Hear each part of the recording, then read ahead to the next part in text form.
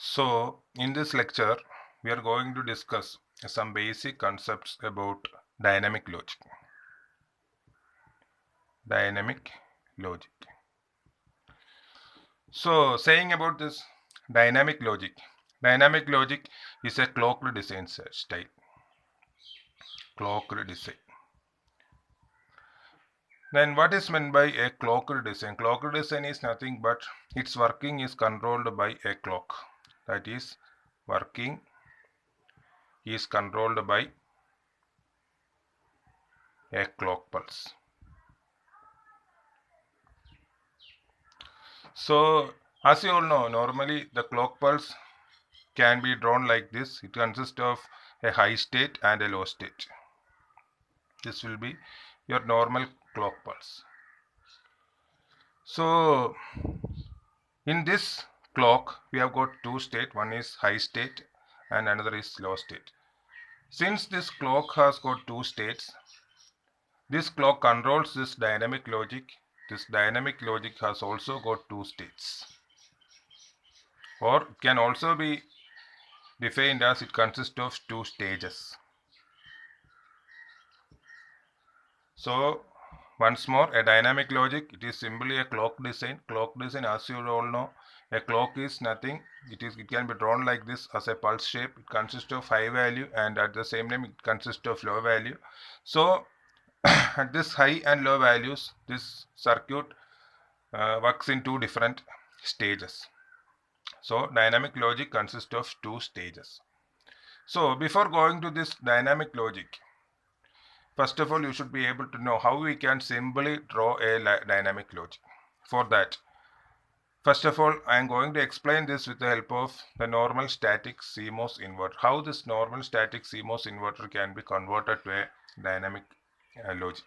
So the simple static CMOS inverter consists of PMOS section and an NMOS section.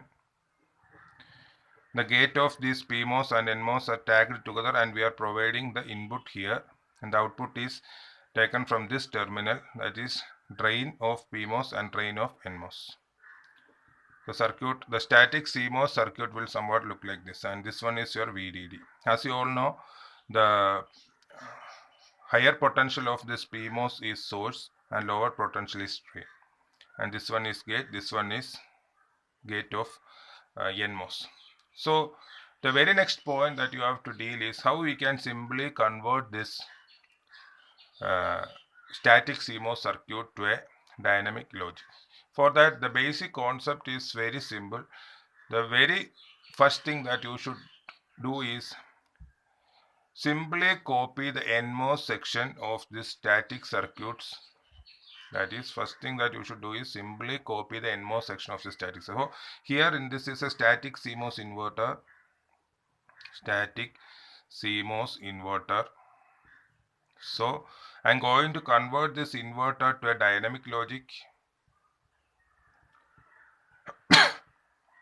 So the very first step that you should follow is you should draw the NMOS section as it is. That is, here we have got one NMOS transistor, so I am going to draw this NMOS section as it is.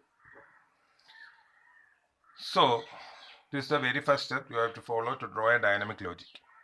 The next step is, as you all know, as we have discussed earlier, this dynamic logic is controlled by a clock. This dynamic logic is controlled by a clock.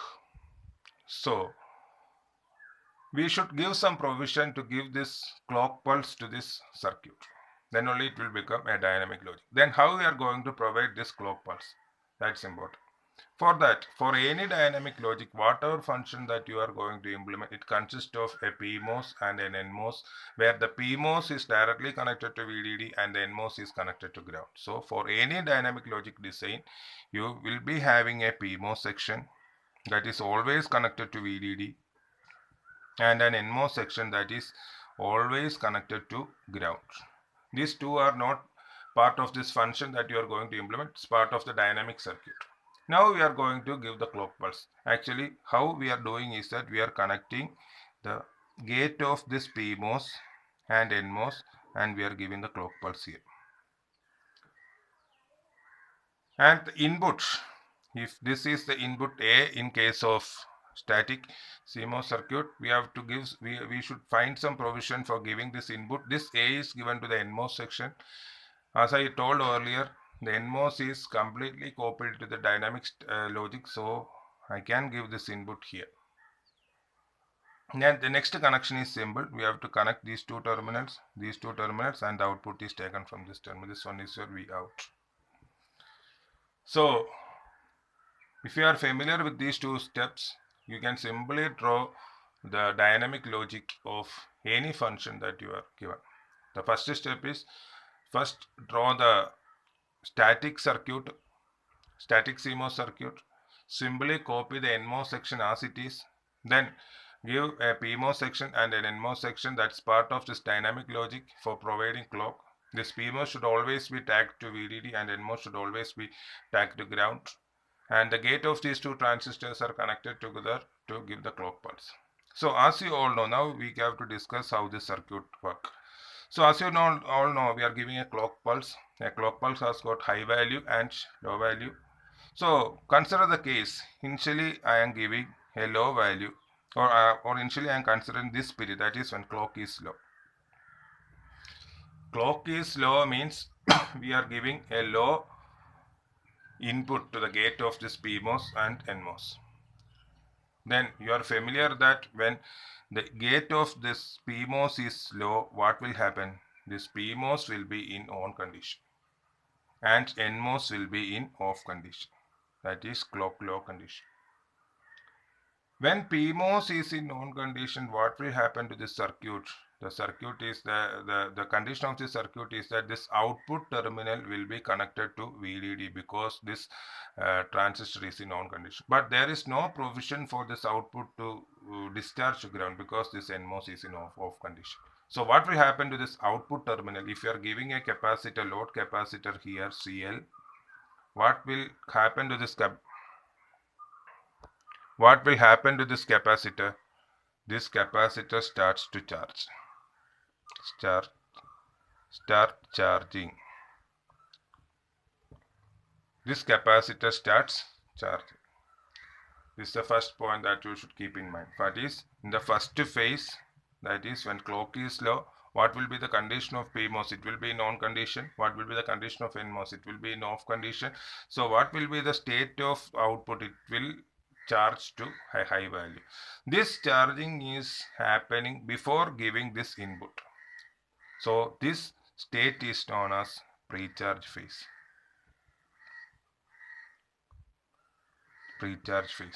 So pre-charge phase, what's the aim of this pre-charge phase? It is simply charging this output capacitance or output node to a high value. Then the next we can analyze the next section, that is when clock is low. I am going to this pre-charge phase can be represented by this arrangement. Then what will happen in the next phase? Next phase is, that is when the clock is high. So I am going to redraw this circuit once more. It will be somewhat like this. Again we have got a PMOS and an NMOS. These are part of dynamic logic, and we have to copy the NMOS section of the static logic. So it will be somewhat like this. This one will be VDD, your VDD, and this one will be your ground, and this one will be your clock pulse, and this one will be your input A. And this one I am going to connect a load capacitance here represented as CL. So in the next phase, that is this one, clock low, the very next phase I am going to change the state of this clock to a high value. So what will happen? Obviously what will happen? This PMOS will be in off condition and this NMOS will be in on condition. At this phase we are going to give the input A. At this phase we are going to give the input A. So actually our function is going to evaluate in this phase. In the pre-charge phase we are not evaluating our function, or only in this phase, that is when clock is high, we are going to evaluate that function. So this phase is known as the second state of the dynamic logic, then that is known as the evaluation phase.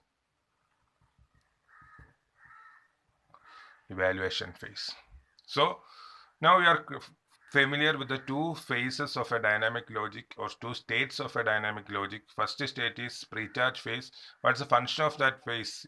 Simply to charge the output node or output capacitance to high value.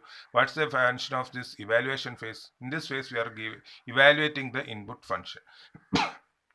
So, but one more thing that you should keep in mind is that in this starting point of this evaluation phase, what will be the condition of this output node? It will be in high value. It will be a high value. And this transistor is on and this transistor is in. The state of this transistor depends upon the input A. So let us consider when A is equal to 1. That is, here we are giving a 1 or high value to the gate of this transistor. What will be the state of this transistor? This will be in on condition. So this transistor, I am going to label this transistor as T1 on condition. When T1 is in on condition, you should analyze like this. That is, this transistor is in on condition. At the same time, this transistor is in on condition. What will happen to the output node? It has got a provision to discharge through this T1 and this NMOS transistor, which is part of this dynamic logic. So what will be the output? It will be, so I am going to make this node as V out. What will be V out? V out will be equal to 0. Then what's the relationship between this A and V out? A is the input to the inverter and V out is the output of the inverter. So I'm going to create the truth table. So first case, input A, output V out. So I'm going to give 1 at the input A, the output will be 0. Now we can analyze the very next case, that is when A is equal to 0. What will be the condition of T1? A is equal to 0 means this T1 is in off condition. Second case, T1 is in off condition means this one will be in off condition. There is no path for this output to discharge. That is, we can cancel this path up to here because this one is in on condition, but the output node has got direct connection to ground. So A is equal to 0. What will be the output? It will be in the same state as charged by the pre-charge phase. So it will be equal to 1. So this truth table is somewhat similar or exactly similar to an inverter. So this is the basic working principle of a dynamic logic. Why it is known as a dynamic logic means we are giving a clock pulse, and based upon the clock pulse this entire circuitry is working. And two important things that you should keep in mind is that this dynamic circuit works in two different stages. First one is pre-charge phase, and in pre-charge phase the clock is made low and the output node is charged to a high value VDD. But in the evaluation phase, it is only in the evaluation phase we are giving the input function for analysis.